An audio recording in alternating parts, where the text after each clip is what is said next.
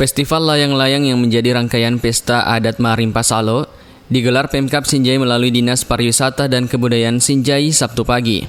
Festival layang-layang ini berlangsung di Pantai Hubat yang terletak di Desa Sanjai, Kecamatan Sinjai Timur.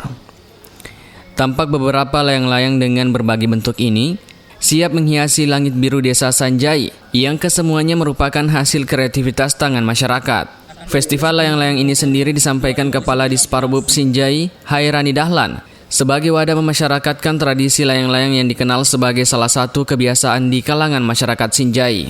Tujuan kita adalah kita ingin memasyarakatkan kembali.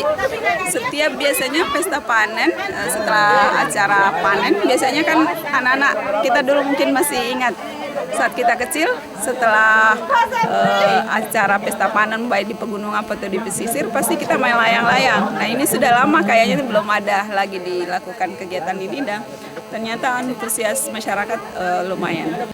Hairani berharap festival layang-layang ini sukses menjadi pembuka kegiatan pesta adat Marimpa Salo yang puncaknya akan jatuh pada 10 Oktober mendatang.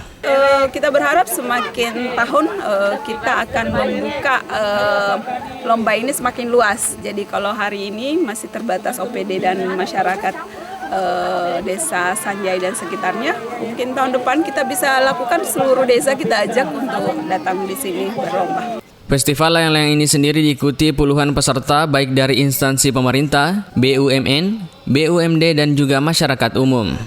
Adapun penilaian lomba ini diantaranya keunikan layang-layang itu sendiri, kemampuan terbangnya, atraksinya di udara, dan juga ketahanannya selama diterbangkan. Rencananya selain festival layang-layang ini, berbagai rangkaian pesta adat Marimpa Salo lainnya juga akan dilaksanakan seperti lomba perahu hias, lomba dayung, lomba kuliner, tari pesisir, dan masih banyak kegiatan lainnya. Zakaria Ridwan, Sinjai TV.